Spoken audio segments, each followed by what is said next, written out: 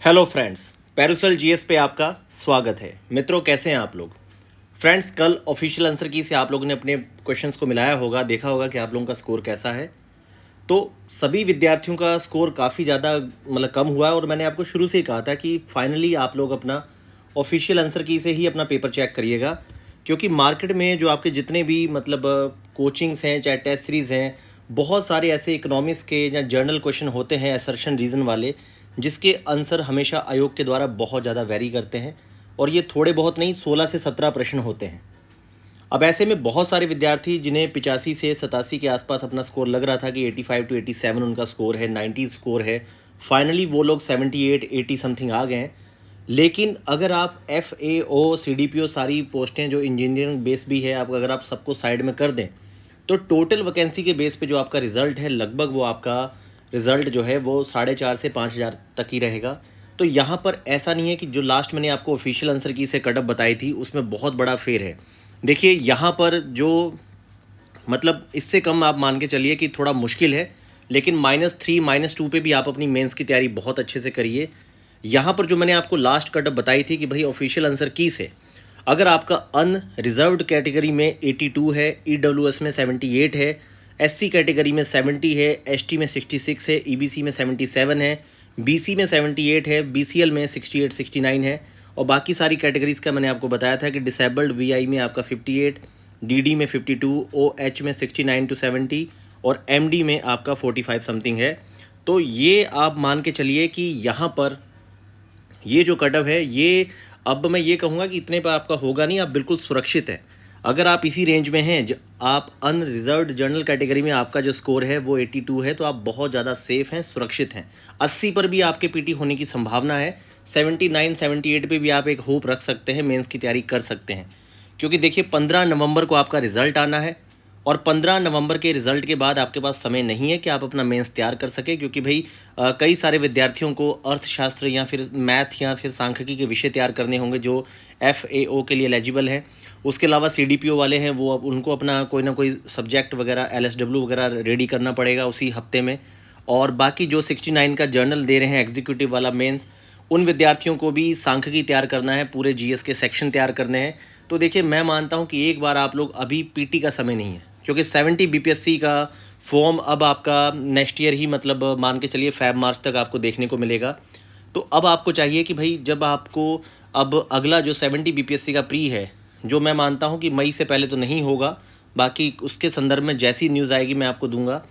लेकिन आप मान के चलिए कि जब प्री इतना आगे है और अब आपको अपना मेंस बहुत अच्छा करना है, प्री बहुत अच्छा करना है, तो आप मेंस कम प्री स्ट्रैटेजी को लेके चलिए। सभी लोग जिनका, अगर मान लो कि आप जर्नल कैटेगरी के हो, आपका 70 भी है, तब भी आप लोग मेंस तैयार करिए। एक बार टिक के आप, मन चाहे देखिए कितना भी दुखी हो, व्यथित हो, देखिए थोड़ा उभरना पड़ेगा। क्योंकि कई सारे विद्यार्थी जो 66 में फ़ेल हुए थे, 67 में फ़ेल हुए थे, उन लोगों ने कि काफ़ी बड़ा अपना मन बना के पूरा मेंस तैयार किया होगा, और पूरा मेंस तैयार करके फिर से प्री देके अगर वो इस बार सुरक्षित हैं, 85 84 83 करके बैठे हैं, तो वो लोग इस बार फाइनली लिस्ट में अपने आप को देखेंगे, फाइनली उनका रिजल्ट आएगा पॉजिटिव। तो इसीलिए देखिए पॉजिटिव रिजल्ट लाने के लिए आपको अपनी मेंस की तैयारी अच्छी करनी ही करनी है।